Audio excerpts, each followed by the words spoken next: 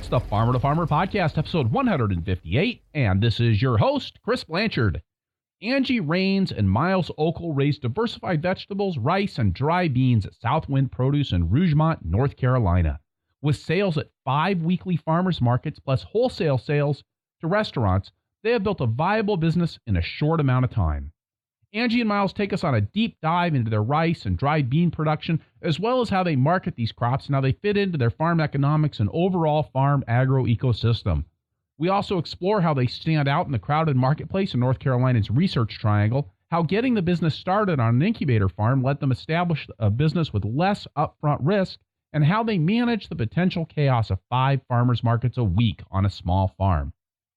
The Farmer to Farmer podcast is generously supported by BCS America. BCS two-wheel tractors are versatile, maneuverable in tight spaces, lightweight for less compaction, and easy to maintain and repair on the farm. Gear-driven and built to last for decades of dependable service. BCSAmerica.com. And by Farmers Web, software for your farm. Farmers Web makes it easier to work with your buyers, saving time, reducing errors, and increasing your capacity to work with more buyers overall. FarmersWeb.com. And by Vermont Compost Company, founded by organic crop-growing professionals committed to meeting the need for high-quality composts and compost-based living soil mixes for certified organic plant production. VermontCompost.com. Angie Rains and Miles Okal, welcome to the Farmer to Farmer podcast. Thank you. Hey, Chris. So glad you guys could join us today. I'd like to start off by having one or both of you tell us about Southwind Produce, where you guys are located, what you're doing there, and how you're selling it. Yeah, so our farm it's a 47-acre farm in Rougemont, North Carolina, which is outside of Durham and Raleigh area and Chapel Hill. We have been on our land for 3 years. It's about half of it is woods. We've got about 20 cleared acres, but it's a little bit hilly, so we have 10 acres under cultivation. We sell at 3 farmers markets in the Triangle area, and that's the bulk of our sales. We also have started doing some wholesale business, mostly to restaurants. We grow maybe 40 different crops, and this is our 3rd year growing. We grow about an acre of rice that we sell to markets and restaurants, and we grow about 2 acres of dried beans in addition to our mixed vegetables. And did you say about how many acres of vegetables then? So an acre of rice, 2 acres of dry beans, and then how many of vegetables?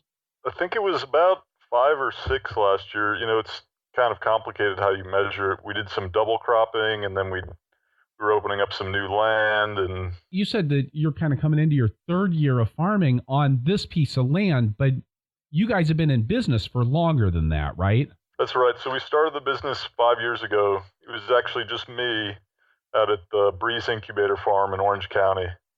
And they have a kind of a county-run farm out there where you have access to tractor and cooler space, and you can rent per acre. There were a few farmers out there, but I've been working at other farms for a number of years, and I felt like it was kind of time to try to get out on my own there. And Angie, we hadn't quite committed to farming together yet, but we were both in the area, and I went ahead and applied to some markets and signed a lease for the incubator farm and managed to convince Angie to join me over there later in that year. Yeah, we farmed together the 2nd year, and I relied on Angie's help plenty of Friday nights getting ready for Saturday market that 1st year as well. So thank you, Angie. Are you guys farming full time? Is this something that you're making a living at here in your 3rd year of operation on your own farm, and you said your 5th year as a going concern? Yeah, it's working. We're just kind of been slowly growing, but we're both doing it full time, and we I've actually kind of doubled our acreage of growing every year, and we've added a few more markets since then.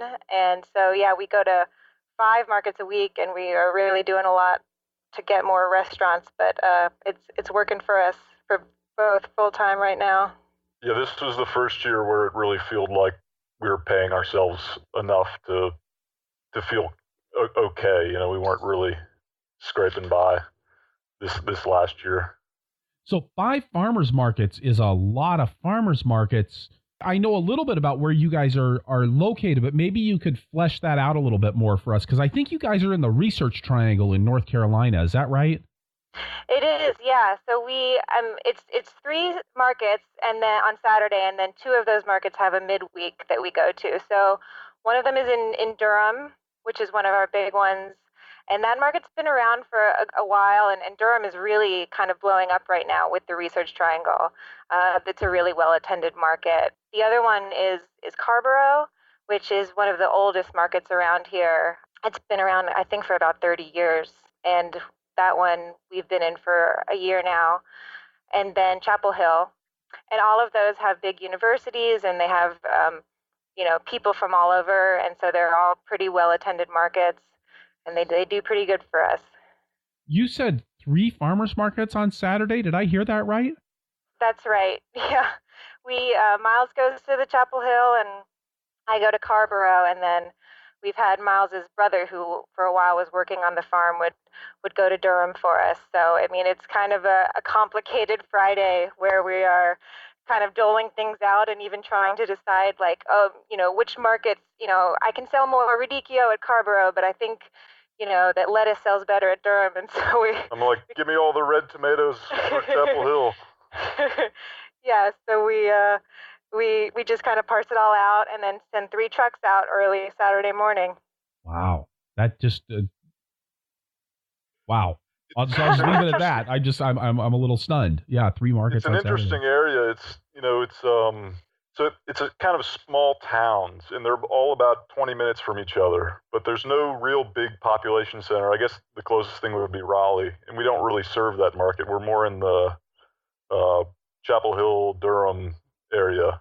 And yeah, so they're smaller markets. If we had a bigger one, we could just go to one, but we have to make them all add up together to make it work. We're relatively new at these markets, and it kind of takes people a little while to get to know us and become regulars, because I mean, a lot of these customers already have their favorites, and when someone new shows up, I'm finding it takes them a few years to come back and start being regular. So with the few of these that we've only been to 1 or 2 years, we don't really know, our what we can do, and so we're kind of just trying them all out and making ourselves known, and then we may go down to fewer, but at this point it really seems to make sense to just see who is interested in our stuff and which areas are really the good ones for us. I think it makes a lot of sense. And I remember having to do that early on with our farmers market scene as well, just kind of figuring out where it really made sense to put our effort, as well as, like you said, getting that recognition at farmers market, I think is surprisingly important. Mm-hmm. Now, Angie, you had experience with farmers markets for a number of years before you came to North Carolina, right? That's right. Well, I was the market master at the DuPont Circle Farmers Market in DC, and I actually did that before. I did that before I ever even considered being a farmer. I was kind of living up in DC and not really sure. I started getting interested in agriculture. I didn't really know where I wanted to go, and I got the job at the DuPont Circle Market, and from there I got to know a lot of the farmers. And actually, one of the farmers there, Heinz Tomet of Next Step Produce, was always really engaging and would talk to me after market every day, and we got to know each other well. I started volunteering out at his farm every once in a while, just to get out of the city and see what it was all like. And after a few months of that, I think he just really sold me, and I packed up and moved to his farm. Decided that maybe being a farmer was something I should try. So the next year I was full time on his farm. And is that where you guys met? Yeah, we met there. We actually met at the farmer's market. Heights usually kept separate staff for market and for on the farm, but I would, a few times a year he would run short and I'd go up to market with him. And I met Angie there, and she came out a few days and we got together after that. Yeah, he may have been one of the reasons why I kept volunteering there regularly. Is that may have with finger quotes? It is. Well, I mean, there were a lot of reasons. It was fun, but it made it nice that I got to spend a little more time getting to know Miles. And how long were you guys together at Next Step Produce? So Miles had been there a year already when I started. So then we were there. I worked there from March until the end of November, and then that's when we came down to North Carolina after that season ended. So we were together there for about one main season. I'm always curious, for being in a position like a market master or a market manager at Farmers Market, did you feel like that prepared you to be a better vendor when you started selling on your own? Oh, I think so. I mean, it's interesting to I mean, my job there was really to just kind of, I mean, I'd go there and set everything up, but a lot of it was walking around and monitoring and how many people are there and trying to like get a good sense of what's engaging people and I had a lot of time to walk around and kind of see where people were stopping and why and talk to the farmers and yeah, it was interesting to spend so much time at a market paying attention to the flow, paying attention to where people's attention goes. And it's something that I still look at a lot. But yeah, and those markets there, I mean, there's some really wonderful farmers who have some really interesting setups. So, I think I even was like scribbling notes of like, oh, people really seem to like, where you can pick out, your own lettuce into a basket and bag it themselves, or people didn't seem to notice things when they were further back in the corner. And I think we utilize a lot of that in our stands. I mean, I'm constantly moving things around to see what people are noticing, which is surprisingly. I'm always surprised when people don't see things. I try to make a big sign, but it's markets are busy and it's hard to notice everything. You talk about signage. I've always laughed because signage is one of those things that I think is really important, and for a lot of people simply doesn't matter. Yeah. The people that need it really need it, but it's really hard to get somebody to notice something through the signage. It's not even there if there's no sign. It can be beautiful and people will just look right over it. Now, you said 5 farmers markets a week there. So you've got markets. So you got 3 of them on Saturday. What other days are you guys doing markets?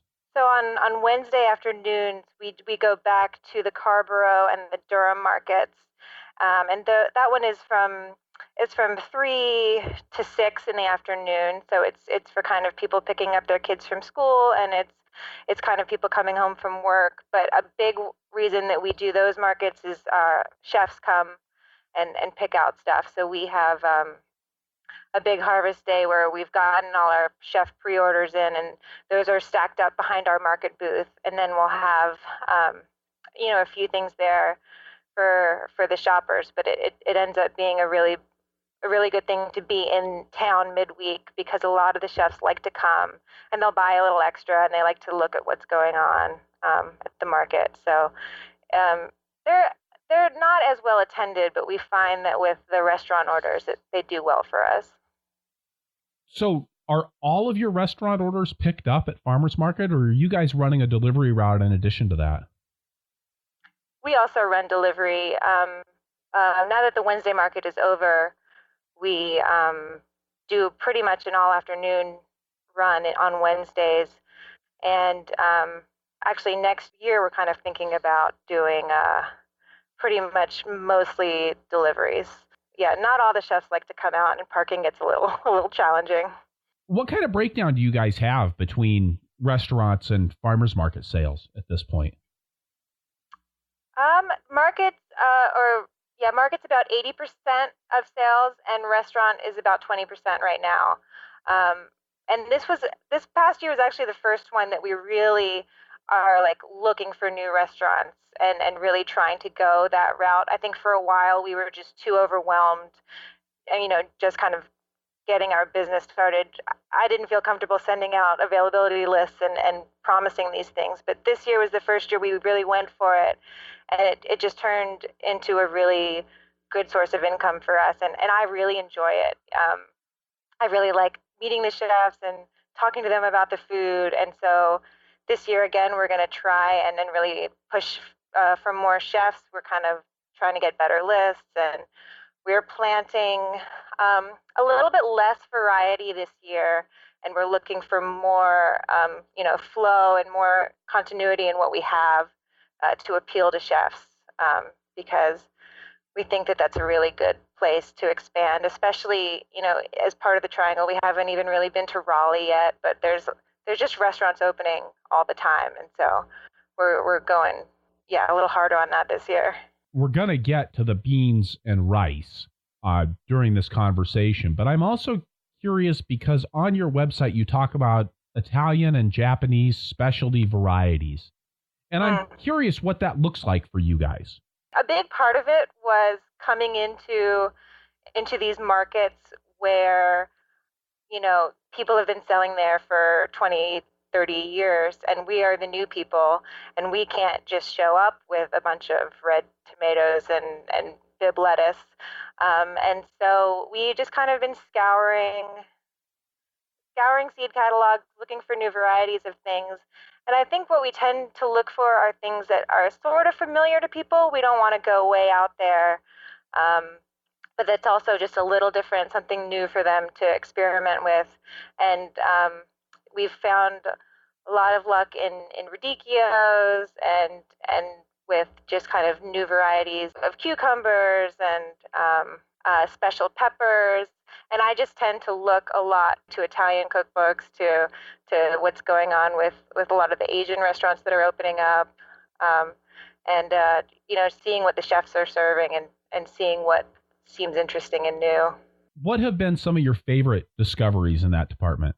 I think that, we started growing a little bit of the spigarello. It's kind of a leaf broccoli that we cut the stem, and we bunch it. And because we've been finding that we just cannot sell kale that well at our markets. Kale is everywhere, but it's a great thing to sell because it's so prolific. But we found that the spigarello, we can kind of harvest and bunch it just as fast. We get about the same price for it. We get similar yields, but it's just a little bit different for people. It tastes like broccoli. It's got these nice soft kale-like leaves, and no one's really afraid of it, and no one is shying away from trying something new with that one because it's familiar. So that's been a really fun one, and we're growing. We're doubling it again this year. All right, that's great. And then it seems like you are doing a lot with some different varieties of radicchio. Yeah, that's all experimental right now. We kind of just realized that people were willing to buy it. I think for so long, people, farmers were saying, "Oh, no one will buy that. No one will buy that." And actually, when we started growing, we would say, "Oh, let's just plant a little bit and see how it goes." And we found that if you do only have 6 on your table, that it is true that no one will buy it. But this past winter, I was just like, let's just do a bunch of varieties. We'll just, set out a whole section, and we have had these mountains of radicchio at our markets. And that's when people are all of a sudden saying, "Oh, this is so interesting," and willing to try it. And people are coming back for it. There's also, with these university towns, there's customers from all over the country and from all different, walks of life. And so many people are even teaching me how to eat it. So that has become a new popular item for us, which is really exciting because I have a lot of fun growing it. I really like that idea that when you have a lot of radicchio, all of a sudden people start buying it. Whereas if you do have just 6 of them on your stand, there is, of course, what I call the PhD of produce, right? Pile it higher and deeper, and people will be attracted to that. But I think it's also like if you've got 6 of them on your stand, then it's a weird thing, right? Yeah. Whereas if you have a pile, then people look at it and go, "Well, why am I not eating that?" Yeah. Yeah, it's funny how it works that way. Have you found a lot of interest in your restaurant customers about the different Italian varieties? Oh yeah, definitely. I think that's why I felt comfortable planting so much. There's so many great Italian restaurants around here, and a lot of them have, been open, just 5 or so years, and some a lot longer. But they're just kind of hungry for new things. I have chefs, emailing me just saying like, what's weird, what's different, and what's something new for me. And so they have definitely been some of our big buyers for the radicchio, which helps too because then I get tips from the chefs that I can share with the market customers. I find that the way to sell some of these radicchios is to say, oh, at this restaurant, this is how they prepare it, and it's really it's a lot of really simple preparations, and people love, I think, to try, and do what the chefs are doing. And what about the Japanese specialty varieties? Because we've had a lot of people on the show talk about their radicchio production, but what about when you talk about the specialty varieties from Japan? Yeah, I'm trying to think. We have cut a good bit of those out. We were doing a lot of Asian greens in the first few years, and we've had a hard time with our climate down here. It gets so hot and they bolt so quickly, as well as trouble with flea beetles. They're not the easiest thing to farm down in this climate. We go very quickly from a cold winter to a very hot summer.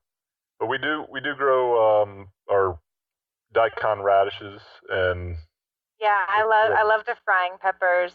We found a few of the bigger. Everyone has shishitos now, and so the Kitazawa seed catalog is something that we're going through a lot to see what's new. It's the same thing. It's like everyone knows shishito, so we're just looking for something maybe a little bigger from a different region and see how they prepare it. So we've had luck with some of the bigger frying peppers. And then I think with that, then it's also the rice. We got the original seed from the Kitazawa seed company for one of our heirloom rice varieties. Okay, so there you go. Let's talk about rice. I mean, okay, so for me now, and maybe this is just an ignorance issue, but to me, rice seems like a crop that comes from either California or the deep South, not something that comes from North Carolina. So am I just completely off base about that, or are you guys doing something really weird and different? I mean, we're definitely doing something really weird and different for America, but I think rice is grown at most latitudes in Asia, and I would it's grown all over the U.S. and it's like in Louisiana and Texas and everything. I think I don't know. I think I would change that and say it's different for our region. But growing rice on an acre, because that's the other thing that I think about rice. I think about Lundberg family farms growing rice out in California, and they're not doing it on acres. They're doing it on hundreds or thousands of acres. And here you guys are doing it on this very small scale. Can you tell me more about how that works? So, I mean, our production system is fairly similar to vegetables. We plant it in 3 rows on a bed, similar to just growing any 3-row vegetable crop. I think we stuck with 1 foot spacing in the row for everything. We actually did it all on plastic mulch this year with drip tape, and we grew out starts in the greenhouse, transplanted them with the water wheel. It took a whole week to get it in the ground, and I mean, we're trying to figure out better systems, more efficient systems to do that. But it's a shelf stable crop that it's very high yielding. 6,000 pounds an acre, I think, would be a really good yield, and we haven't quite hit that yet. But if you can get a good price per pound at the market and through your wholesale outlets, it's it's great to have something in the cooler that you can just pull out and take to market, and people really like it. It's delicious rice. It tastes great. It's a little bit different, and we found people are enjoying it. So growing it just like you do the rest of the vegetables, but of course the harvest must be a little bit different. So we combine it. I went and found a old International pull type combine about 90 miles away on Craigslist, and I got lucky that it was still in service. The farmer kept it around for in case his combine, his bigger combine, broke down on him. He could just go in there and finish the day's harvest with that. So it was a well-maintained machine, and I just pulled it home nice and slow behind my pickup truck, 90 miles, but it's served us well. I've had a few mishaps with it, just an old machine with a lot of moving parts, but it does a great job, and it's really fascinating to work on, and it does an excellent job. I'm impressed with the grain that I've been able to harvest. And so with the combine, I decided that if I had a combine on the ground and we had a few acres free, I could figure out other places to use it. So this last year, I actually harvested about 5 acres of different crops, mostly cover crop seed. So I don't plan on harvesting my cover crops every year because I guess, then they're not cover crops. But this year I grew about an acre and a half of buckwheat and 2 acres, a little over 2 acres of cereal rye. My plan with that was originally to harvest the cover crop in 2 passes and maybe be able to get the red clover that was growing down below too, but it didn't quite work out with the timing on those when each of those is ready. But it was nice to fill up our grain cooler with plenty of field seed. Just now I don't have to worry about ordering it. I've just got it in the cooler, and I think it'll last a couple of years in there, and I can just go grab it whenever I need to put a field in cover crop. I reseeded most of our vegetable land with the rye this year, and I thought that was pretty neat to be spreading and using the seed that I'd combined off our own land. A fun closing of the loop there. Yeah, exactly. With the rice, so you're harvesting that with the combine. Is there a further cleaning step involved in getting that ready for sale? Yeah, so when you harvest rice, it's green, and so you need to basically dry it down, bring it down another 5 or 10% moisture, and I was able to do that just piling it on a big old hay wagon and putting a tarp down on the hay wagon and piling it high and putting it out in the sun during the day and turning it with a grading rake, and then moving it inside at night to move it into the barn at night to get it out of the dew, and was able to get it down to 14% moisture. And then there's a hulling process. So each grain of rice is the grain inside, and then there's a little paper hole on the outside that needs to be removed. And then you can send it through a cleaning process. And all of this processing we were able to do through Heinz Tomet at Next Step Produce up in Maryland. He's kind enough to allow us to bring some crops up there in the early winter to get cleaned. And he's invested in quite a bit of machinery up there. It's really impressive to see. He's basically, his first year growing rice in a lot of grains was my first year there. And so I was seeing him, from the ground up, tinker and figure out what he needed for his systems.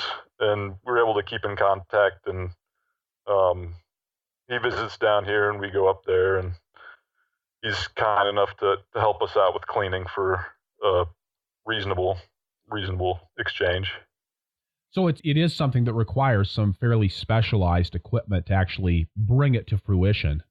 It really does. I mean, it's not something to get into lightly. It's not something we would be trying to do unless we had access to that dehulling and grain cleaning process. I think we may end up investing in a fanning mill or a air screen cleaner, but I think that's as far as we would like to take it. But there are other processes, and the more money and time you want to spend on it, the better your product. And Heinz is this German Swiss guy, very exacting. So he's invested in a lot of really good equipment to get the grain clean. Are you making money on the rice? I mean, does it actually pan out on a per acre, per labor hour unit basis? This is our 3rd year growing, and this last year I feel like our harvest that we took this last fall, I think will pay some return. Where our first few years we had some crop failures, and there was a lot of getting to learn our equipment and our systems. But I think if we can charge what we need to charge, we can we can make money on it. It's nice to have income coming in January. Does it add up? If I could grow an acre of tomatoes in July and sell them, I think we would do that. But we don't have the markets for that at the price we want for tomatoes. I think this year is the first year that it seems to we've yielded enough, and we sell it at markets for $8 a pound. Same for wholesale. And I think this year was the first time when we were wondering if it would all sell. We harvested enough that it was, we're wondering if after the novelty, if people would want to pay $8 a pound for rice. But I mean, I'm finding at my markets that, there are a few people that are eating it every week and they're coming back for a new bag. And there are so many people who just love that it's there and it's local, and people are being really supportive of that. So it's definitely something that is making us money, especially here in the winter where we've got a lot. We don't have a lot coming out of the ground. Yeah, it's doing well. You said $8 a pound. Yes, it's really good rice. I mean, I've never sold it to someone who came back and said, "Oh, it was just okay." I mean, you can really taste the freshness, and I think it's something to do with the varieties too. Mostly, I think because it's brown rice, we have not removed, the outer layer to make it white rice, but it doesn't. Those oils haven't had time to spoil, and so the flavor is just something totally new and fresh. And yeah, everyone is noticing that, so it's going all right. So when you said that, I'm actually remembering reading, this has been 20 years ago, but in a macrobiotic cookbook, actually recommending that people eat white rice instead of brown rice because the oils in the brown rice got rancid, that were left in that outer layer. That's what you're talking about here, right? With the flavor. It is, and I think that's why people will say, "Oh, I've had a lot of people say, oh, I don't like brown rice," and that's the flavor. It's kind of that, you associate it with this just kind of like earthy, healthy thing that you have to eat. But when it's fresh like this, I don't think a lot of people tell the difference from white rice. And even a lot of our chefs have been using it for risottos, which is normally something that I don't think any chef would say is okay to do with brown rice.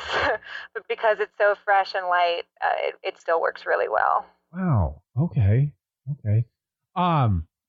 And is that something you find yourself having to explain to every customer that comes along? Or is this something where people are looking at it going, oh, fresh brown rice, we know what to expect from this? Yeah, no one really seems to know how good it's going to be. Or, I don't think new crop rice, I think it's popular in Japan, I think, but not so much here. But people are definitely curious just for the fact that it's grown here. And so we start a lot of conversations just saying, like, what is this? What is this all about?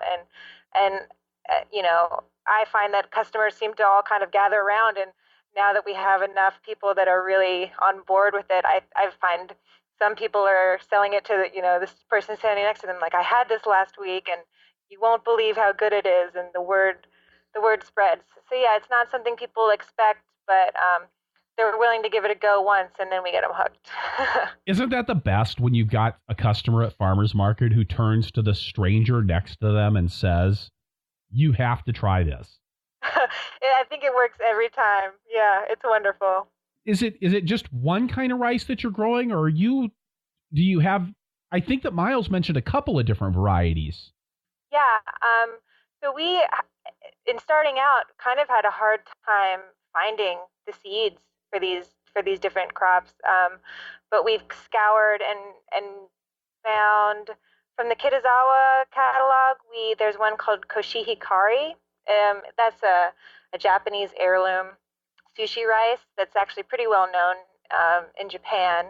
And then just kind of looking through seed catalogs. So we have a variety called Bluebonnet that we found at Baker Creek, and that is actually a long grain rice that, from my research, I found it was grown a lot in Texas in the 70s.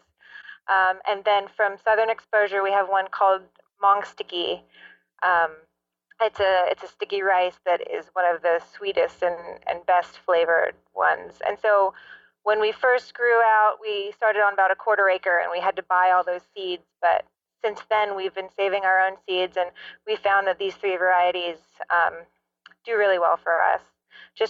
It's nice to have the variety at market, and some of them yield better than others, but it's good to have something to talk about and for different people to try different types. How much talking do you have to do to sell the rice? I found that, because it's one of those things where it's like it's familiar, but it's not exactly something you've known. I think those are always my favorite crops, and so someone's looking at a bag of rice, they're not so confused. We put on there the ratio of water to rice and the cook time, and I think people want to know most about why it's $8. But we really explain that we're trying to do this nearby. We really want to provide local grains, and that we think that the quality and flavor is really worth trying. And I find that most people are willing to try it once, and then I find that a lot of those people have been coming back. So it's nice that it's not, something so crazy that they've never tried before. And is this something that you see an expanding acreage in your future with this crop? Or is this something that you think is like an acre and that's just where you're just gonna keep going at that level? I think an acre is a good amount of rice to grow. So we have 10 acres that we can grow on, and it gets challenging when you're growing, large acreages of one thing to figure out the rotations and where to move things around. I think 1 acre of rice, especially unless we can figure out more efficient systems, that fits in our production scale. We did do it on plastic this year, just as kind of to keep the moisture in and to make sure it worked well, but it's something that we don't want to continue doing. I mean, that's a lot of plastic. So as we kind of work on our systems, we're trying to eliminate that as well. And so let's talk about dry beans, because I feel like am I right that that's in the same kind of growing category and marketing category as the fresh rice? So the beans they've actually impressed me. Everyone loves the beans. If we could grow more, I would grow the beans. And the problem comes in that they really yield much less than the rice does. And without specialized equipment, it's really challenging and almost disheartening. I go out there with the combine and combine these beautiful beans that I've taken care of all season, and there's so many that get left on the ground. They'll shatter if I can't get to them, in the right day. They'll shatter. There's a time this season where I was able to get out there and in the morning and did a bunch of beans, and then I had to take care of some other stuff. I left it to the next day, and just overnight, with some like warm winds that had dried the pods more, and the beans started falling out ahead of the combine. But everyone loves them. We even did some fresh beans, which is something that I would like to do more of.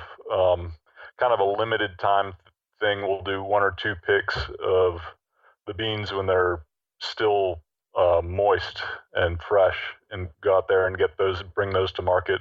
Everyone's really excited about those. They taste delicious. Is that like a shell pea where you sell it in the shell, or is that something where you guys are actually taking them out of the shell before you sell those fresh beans to the customers? Yeah, we'll go ahead and shell them. We like how it looks and kind of that value added quality of that. If we're charging, to charge what we need, I feel like we should go ahead and shell them for people. We have a small shelling machine that we got, Roto Fingers PB and sheller, back when we were planning to do more acreage of shelling peas in the spring, but our soils, we have a hard time with legumes in the spring. Our soils are a little wet and cold, but so they're an interesting crop because I was able to do a double crop. I was able to grow them on the same ground that we did our spring cabbages and lettuce. So it was kind of a nice, almost like a cover crop for the late summer for that land. So I felt like, even though they didn't yield a lot, I was still, actively farming that land, managing it, keeping the weeds out, growing a crop, and, hopefully returning some organic matter to the soil and maybe nitrogen because they're legumes.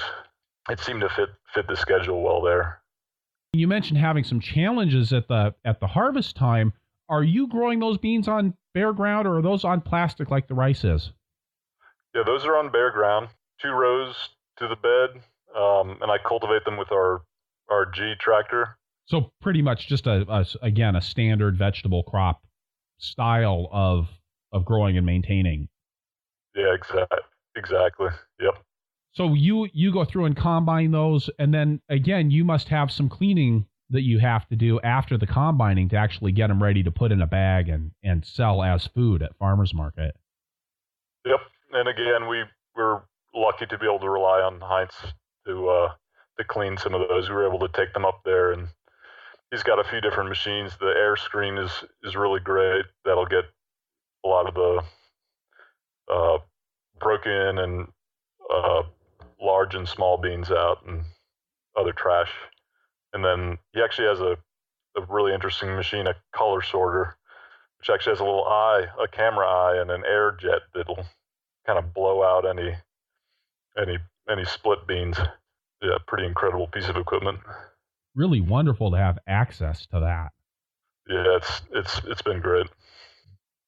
And then for packaging these, I see on your Instagram feed that you've got these in relatively small bags. How are you guys getting those into the bags and getting the bags weighed out?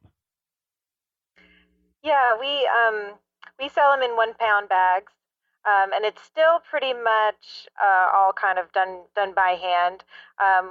It's something that I might like to mechanize later a little better, but just as we're experimenting with all of this, we got some poly bags from Uline. We scoop them in the 1 pound bags. I've made some labels that we're putting on there, and then we have an impulse sealer from Uline as well that makes a nice little crimp, and maybe takes a little longer than it should. We've been looking at other ways of maybe putting a band on them, but it's a really nice look at market, and I really like the clear packaging, so people can see, the different beans, and they're just so beautiful. I feel like we kind of look to Rancho Gordo and other companies and see, how they're selling theirs and what works. And so we're doing all that by hand now, but it doesn't take too long. We get a little line going and it works all right.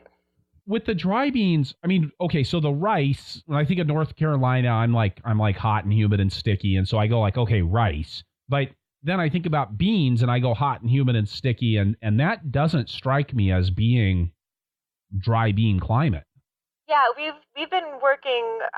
We've been trialing so many different varieties, just to see what works for us. I mean, a lot of what's often grown around here is sort of the field peas, like black-eyed peas and lima beans, and that's what's been grown around here for so long.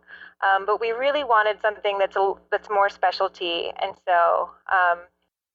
So you're just really experimenting your way through the varieties to find things that are going to work for you guys.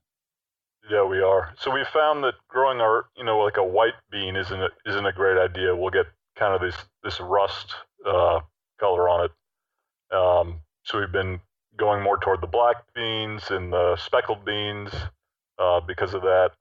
But I think I really like growing them. I think on our scale, it's possible to get away with these like more finicky crops than. I wouldn't go and plant out 30 acres of dried beans because it might be difficult to get everything done in the windows you need. But on the acre, 1 or 2 acre scale, you can watch carefully and get things done at the appropriate time. We've had pretty good success with the beans, keeping a careful eye on everything.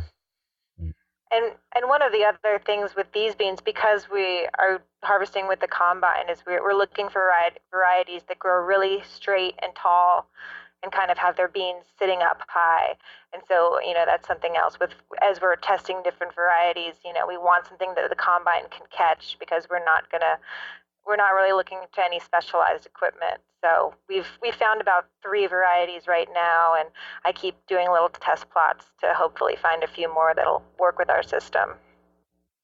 And as you guys are saving your own seeds from the rice and the beans, are you doing really intentional selections with that, or are you just taking seed out of the crop that you're harvesting?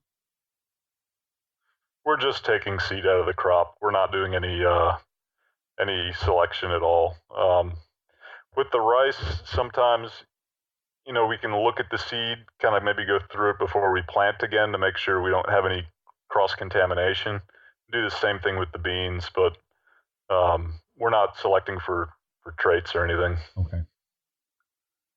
All right. With that, we're going to stop here, take a quick break, get a word from a couple of sponsors, and then we'll be right back with Angie Rains and Miles Okal from Southwind Produce in Rougemont, North Carolina.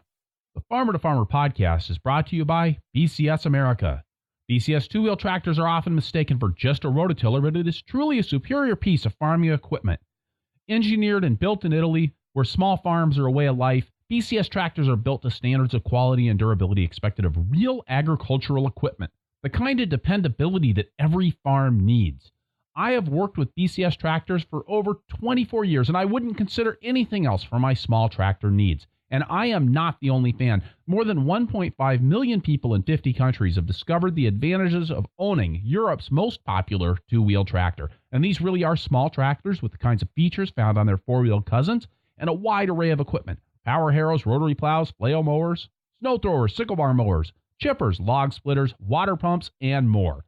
Check out bcsamerica.com to see photos and videos of BCS in action. bcsamerica.com. And by Farmers Web, software for your farm. Farmers Web makes it easy to work with your buyers, saving you time, increasing efficiency, reducing mistakes, and streamlining order management. Farmers Web helps you manage orders from buyers who place them online, but also those that order by phone or email. Use Farmers Web to generate a product catalog for buyers, allow buyers to view your real-time availability online, and create harvest lists and packing slips for your orders.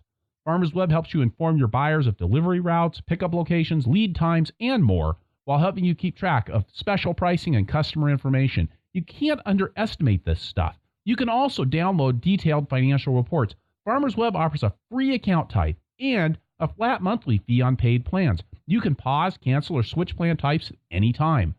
Check out a demo video and Farmers Web guide to working with wholesale buyers at farmersweb.com. All right, and we're back with Angie Rains and Miles Okal from Southwind Produce in Rougemont, North Carolina. So you guys started off at this Breeze incubator farm. And tell me a little bit more about how that worked and how or if that was helpful when you guys started farming out on your own land with your own equipment. I mean, it was a great benefit. Orange County, the county over from where we are now, puts it on. And the idea is that they're trying to incubate new farm businesses. Orange County has more populated Chapel Hill in the south, and up north there are all these old tobacco farms, and that's becoming less profitable. The area will most likely remain in farmland because a lot of the soils out there don't perk for septic systems. So there's a lot of land out there, and I guess they just want people to do something with it.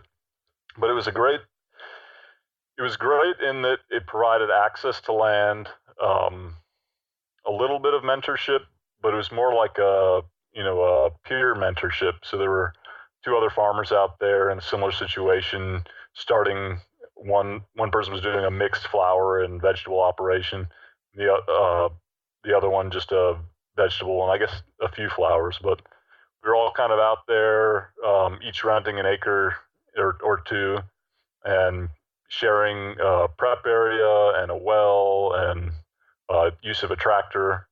The thing that was really great about it was it allowed us to start our business with minimal investment and kind of test the market. We're entering a crowded market. There are a lot of small farms in the area, and we weren't sure if there was room for one more. And through the incubator farm, we could get moving, get product, and start going to market, and also just see if we liked it. Like I'd worked on other farms, a season on a CSA farm, a few summers in college, and then a few years in Maryland, and then down in North Carolina, and I didn't know how it would go working for myself, being the decision maker, and I got to try that out and see if I'd like going to Saturday market every week. And it was kind of a low risk way to start and see if we liked it. Yeah, I mean, Miles actually started it, and I was still unsure too. So I was working on area farms that first year and still kind of trying to learn as much as I can. And then, me joining him, it was the same thing. It was just like, how do we work together? What makes sense for our business? Should we both be out there, farming together? Should we kind of split our what we do? And it's just been a good way for us to, yeah, definitely test the market, see, who's interested in our product, and work together and see how that goes. Because it's hard. I mean, after we bought our land, we learned even more. It's really hard to have so many decisions to make together. And so having that market and having product already as we transitioned into our new land was just kind of this nice little bit of safety net that made us feel more comfortable, taking those risks. When you talk about learning to work together, was it different on the incubator farm than it was when you guys started your own farm? Did things change for the two of you? Once we started building our infrastructure and kind of making decisions on kind of big projects, I think we really learned at that point that it's really better of us to kind of divide up and just kind of let Miles take his projects and I'll take my projects. And I think it was hard for us to we don't like to sit down together and make sure we're both on the same page with each thing. I would say like, all right, I trust you to figure out like where the well is going to go and get all that handled, and then I'll go back and start, doing our crop planning. And yeah, I think making these bigger decisions really, really left us to kind of get good at our own things, and I think we've been doing pretty well that way. Do you agree, Miles? I think we're doing great. Yeah. Better and better. But that time on the incubator farm, so what I'm hearing is that was important for just kind of getting your toe in the water without taking huge amounts of risk. Yeah, exactly. So Angie, you just mentioned, where the well's going to go. And I noticed on your Instagram feed that you guys have dug an irrigation pond recently. And so did you guys buy blank land, or did you guys buy an existing farm?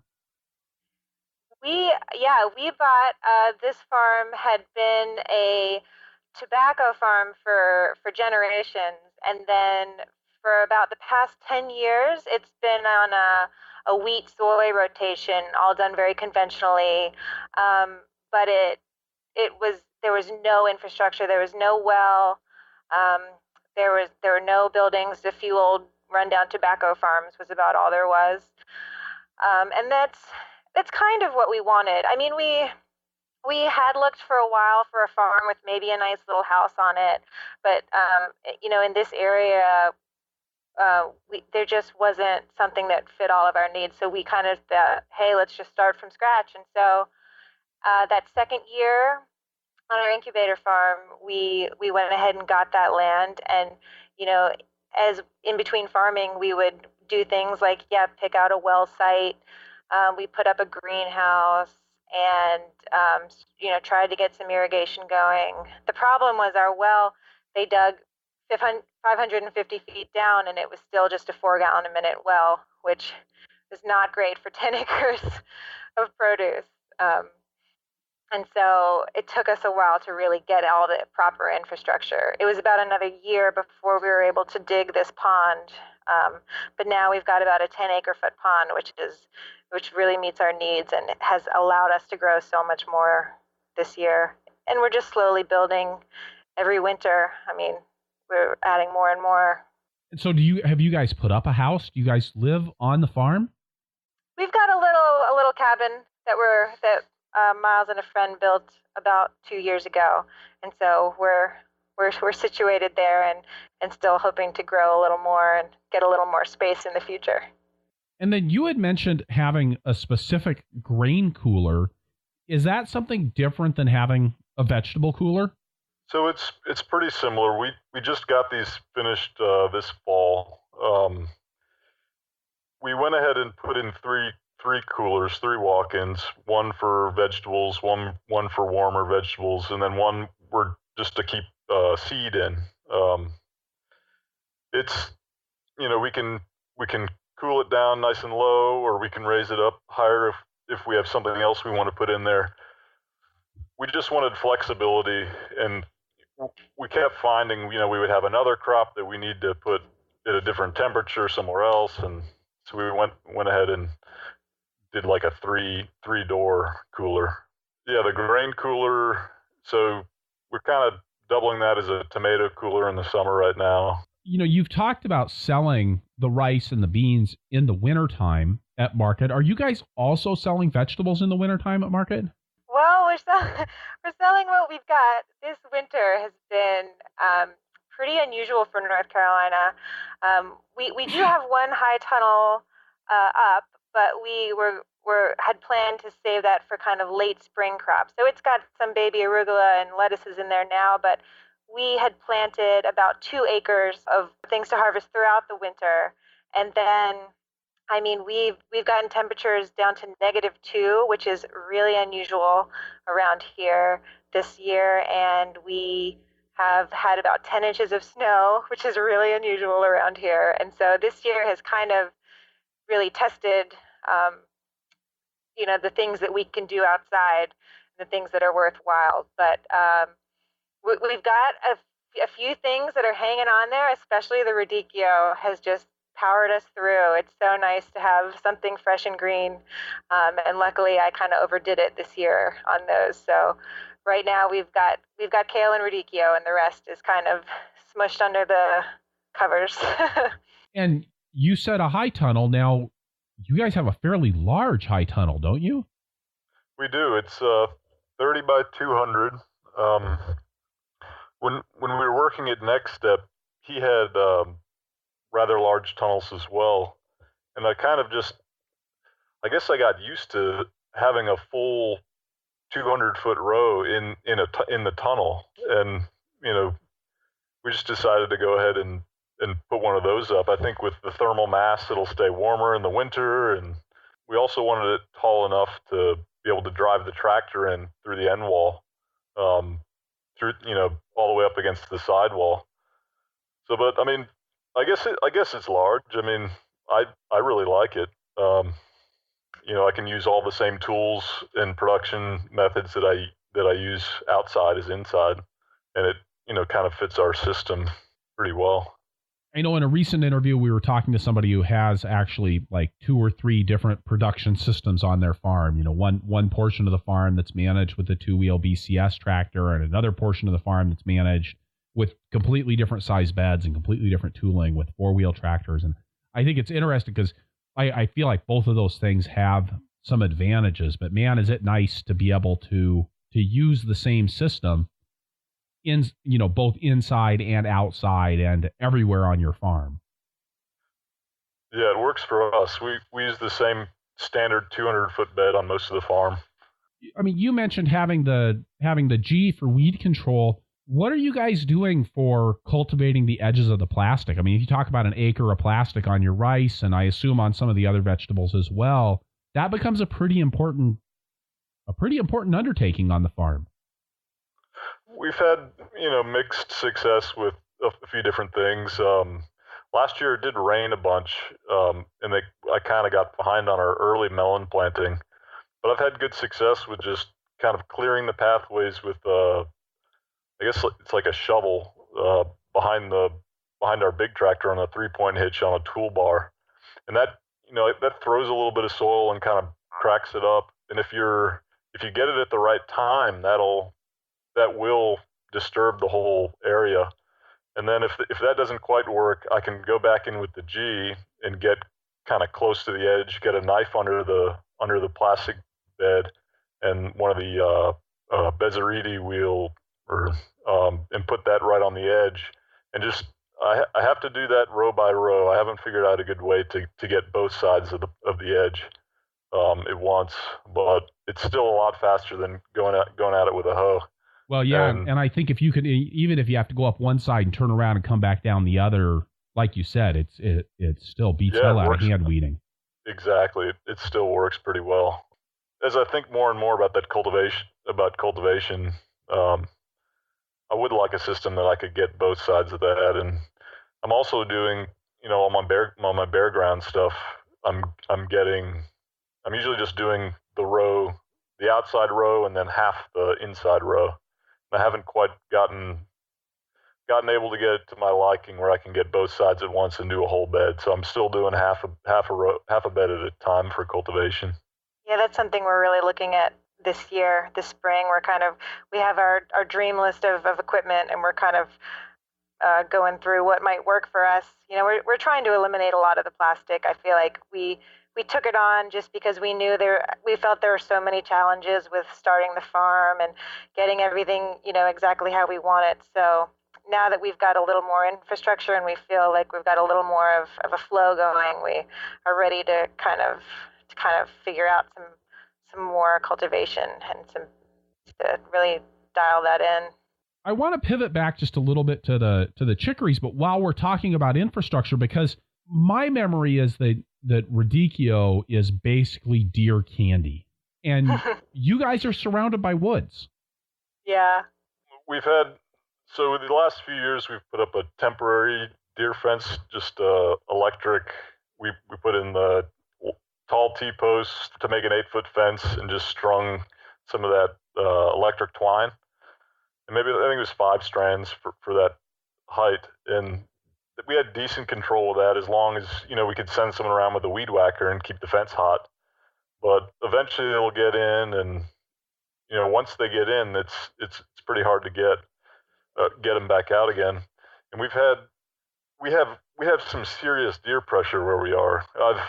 I've pulled in the driveway and counted 22 deer at once. And, once a herd like that gets in, they'll eat everything. And what's even worse is they'll go and chomp at every other melon, and then they'll sit down the street and sell all the melons too. And that's, something that I just can't stand. But so we're putting in a big deer fence this year. Yeah, we're putting in a hard deer fence. We're doing 8-foot woven wire, and we're going to get basically all the cleared land, all of our cropping acreage inside that hard fence. And it's a little bit more. It's a bit more of an expense, but I can do all the work myself. Me and my hired guy for the winter, and so it's the material cost, but it'll just be great to not have to manage, week by week, running a weed whacker. And is the fence hot? Did I forget to plug it in? Did it get unplugged? I think that it'll really aid our management. It'll be nice, and it's a 30-year fence, so I feel, let's get it right and get it done, and then we'll be able to not worry as much about our vegetable crop. I'm excited about that too. I think there was more than one night when I saw that the deer had gotten in to our fence and just camped out in the field with our dog just to protect the chicories as they were ready for harvest. But they've gotten a few. I always did feel like that would be the ultimate solution, is just to sleep in the vegetables. Which never really seemed like that bad of an idea to me, really. You get a nice soft tilled bed, you could really, work with that. So Miles, you mentioned having a hired hand this winter. What does your employment situation look like at Southwind Produce? So we've been able to rely on my brother the last few years, which has been great. He doesn't exactly have a farming passion, but he's a great guy and a good worker. And we've also, we've kind of been stepping it up year to year, hiring more people. Last year, our plan was to have 3 full-time employees. We ended up having 2 and a part-time. Things happen, but Yeah. we, so this next year, we'd like to add another person as well. We, I really like the work, but it's, managing a whole farm is, I don't know, it's pretty difficult to get everything done if I'm the one out there picking all the tomatoes. And so, yeah, that's how it's going to look, I think, for this year. But yeah, I like to keep one person on or offer employment to one person for the winter, and then that way you kind of get, the pick of who's around for the wintertime and try to incentivize them to stay on for the next year. And usually, I've got plenty of farm work for people to do in the wintertime. It kind of takes some of the pressure off, and we have time to get all our planning done and maybe even take a few days off here and there. Right, and still get the deer fence built. Still get the deer fence built, or the high tunnel, or the barn, or what have you. Yeah. We also have I have a part-time person who comes and helps me with the vegetable stuff, throughout the winter. There's a really good pool of applicants around here. There's so many small farms and there's so many interested people. It's been really fun, kind of showing people, how we're starting our farm. And a lot of the people that are working for us are interested in starting their own too. So yeah, we've been really lucky and had some really great people come through.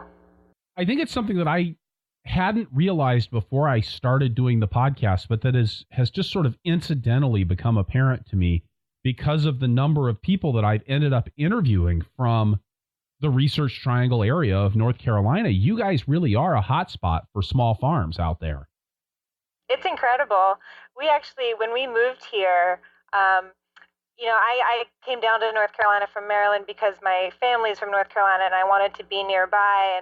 But I was telling Miles, like, oh, I don't think we should come to the Triangle. It's like there's too many farms. I just don't think we can, get a good spot there. So our goal for the first year was we would, learn from these great farms and then maybe go over to Charlotte or maybe go west a little to where, it was less served for small farms. But we just met so many great people and we had such a fun community that we couldn't leave. I just didn't want to, go out. It's hard to live in the middle of the country, if you don't have like-minded people that you can kind of talk to and do this with. And so it's been really nice to be here. And that was another thing with the incubator farm. It was like, can we get into these good markets? They're really competitive.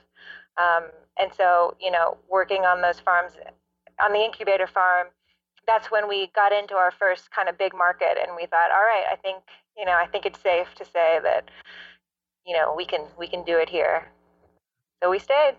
So I think it's such an interesting dynamic for small vegetable farms. And, I think this is true for other businesses as well. Like, you would think that being in a crowded market means there's no room, but in fact, a lot of times it means that you've got a growing, happening marketplace where you actually have an opportunity to find a niche. So what's your niche? What have you guys done to stand out in this crowded marketplace in the Research Triangle in North Carolina? Yeah, it's been definitely something we thought about from the minute we started our farm, really how to compete with the people around us and how to also carry something that the market doesn't have. So in addition to the rice and the beans and the grains we're sort of starting on, we've really just put a big emphasis on the quality of our crops and the way that our display looks. We kind of go through a little more painstaking time during prep to really make sure that, everything's looking as great as it can and that, we're not sending damaged goods. Just trying to make sure that, we're really looking all right next to our neighbors. We're also going for abundance. A lot of the time we aim to have a full stand at the end of market as well as the beginning of market. And while we might be bringing some product home at the end of the day, it's still nice to have a full stand and kind of, wow people, even if they show up at 11:30 instead of just at 8:30. And it's not always easy to do that or possible, but that's one of our goals. How do you make sure that you're bringing enough product to market? I mean, are you guys tracking your sales? How does that actually manifest on the ground for you guys? This year was our first year. We tried to kind of get good at tracking what we send and what we bring back from market. Before this year, we were just kind of doing it by feel. But this year, we were making up a sheet every week that would have the items on it and how much we were taking, and then a little spot to write how much we brought back or what time we sold out. But we tried to keep up with that, and I think we did an okay job all year making sure we do that. But there is still some feel to it, just kind of knowing your market and trying to do your best to bring what should go to each market. That what time you sold out piece was when we added that to our record keeping for farmers market. That was something that really jumped our sales because, if all you know is that I took 20 bunches of carrots to market and I sold 20 bunches of carrots, but you don't know whether you sold out at 8 o'clock in the morning or at 11:59 when the market was ending, you don't really have any basis for deciding how much stuff you should bring next week or for that same week the next year. Yeah, exactly. Absolutely. Yeah, the timestamps on our sheets have really been helpful with learning, especially with all the different markets, because the way shoppers act at each of those is so different. Sometimes it's really hard to map, and it's definitely not something I can do from memory. All right. That's great. With that, we're going to turn to our lightning round here. First, we're going to get a quick word from one more sponsor.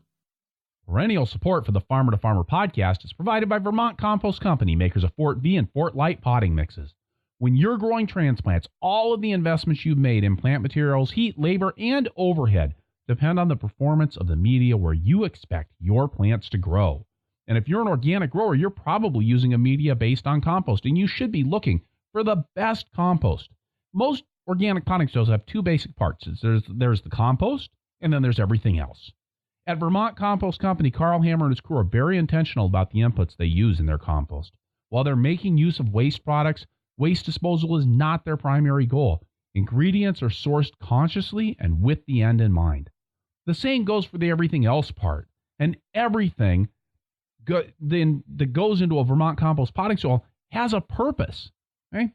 Now, fully composted compost, top quality ingredients, and a real sense for the art and the science of plant production are combined with a real commitment to organic growing professionals to create a consistent product year after year. And in something that's subject to as many variables as market farming, it's nice to have something you can count on. VermontCompost.com.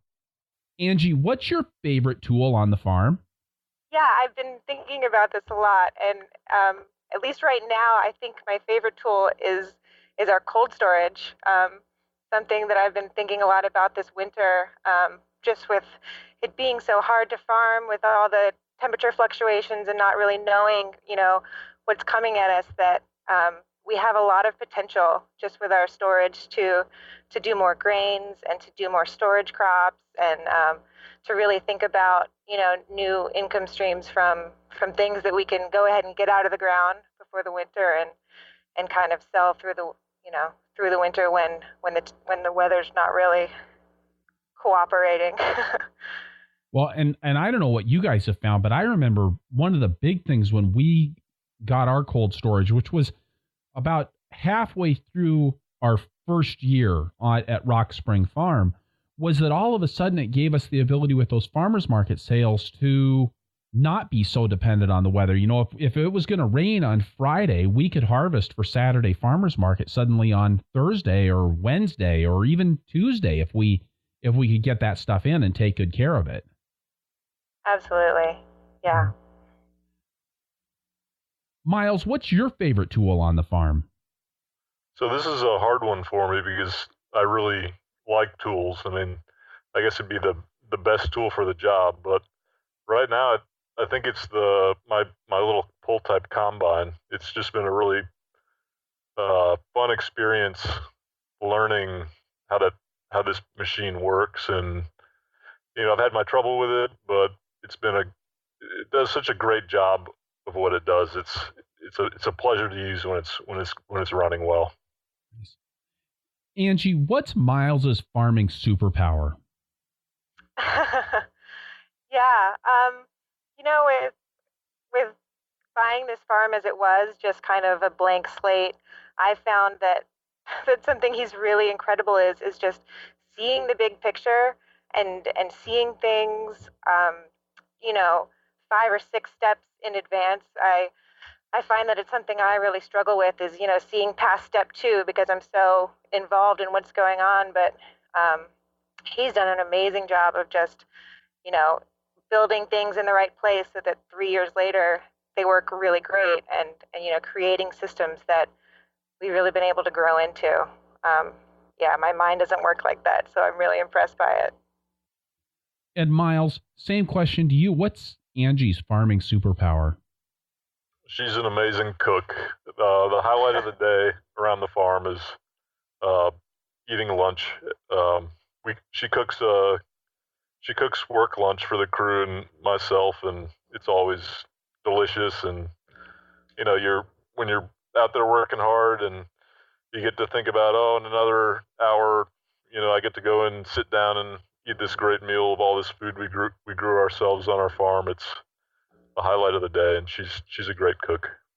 And Angie, if you could go back in time and tell your beginning farmer self one thing, what would it be? Yeah, well, I definitely am still my beginning farmer self, but your beginning farmer self. Yeah, and it's still something I try and tell myself regularly. I think is to go easy on yourself. I think that's both physically and mentally. I mean, your back is something to always be paying attention to because it's talking to you sometimes when it's potato season and you're just trying to get things done. But also then just kind of being easy on yourself with mistakes you make and just learning and understanding that it's part of the process and that, every mistake, I guess, is another chance to do better next time and that everyone does it. Miles, how about you? If you could go back in time and tell your beginning farmer self one thing, what would it be? Something that I try to focus on is having an idea of the end goal, and it's a lot easier if you get a good idea of where you want to be or what exactly you're trying to do. You don't get bogged down in your little decisions you have to make or get frustrated by small problems. So try to take a step back and look at the bigger picture, and take some time to think about what the bigger picture is. Like, where are you going? What does this fit for where I want to be? Or just to think of everything more. I don't know if it's holistically, but for a longer term. We're getting into this for the long haul, and you don't want to set yourself up for failure or just have to redo everything 1,000 times. Or I think that's it. Try to take the long view of things would be what I would say. It's a superpower. Angie and Miles, thank you so much for being part of the Farmer to Farmer podcast today. Thanks, Chris. Thank you, Chris. All right, so wrapping things up here, I will say again that this is episode 158 of the Farmer to Farmer podcast. You can find the notes for this show at farmertofarmerpodcast.com by looking on the episodes page or just searching for Southwind. That's SOUTHWIND. The transcript for this episode is brought to you by Earth Tools, offering the most complete selection of walk-behind farming equipment and high-quality garden tools in North America, and by Osborne Quality Seeds, a dedicated partner for growers. Visit osborneseed.com for high-quality seed, industry-leading customer service, and fast order fulfillment. Additional funding for transcripts is provided by North Central SARE, providing grants and education to advance innovations in sustainable agriculture. You can get the show notes for every Farmer to Farmer podcast right in your inbox by signing up for my email newsletter at farmertofarmerpodcast.com. If you like the show, please head on over to iTunes and leave us a review. You can also talk to us in the show notes. You can tell your friends about the podcast on Facebook. We're at Purple Pitchfork on Facebook. And hey, when you talk to our sponsors, please let them know how much you appreciate their support of a resource you value. It really does make a difference. Finally, please let me know who you would like to hear from on the show through the suggestions form at farmertofarmerpodcast.com, and I will do my best to get them on the show. Thank you for listening. Be safe out there and keep the tractor running.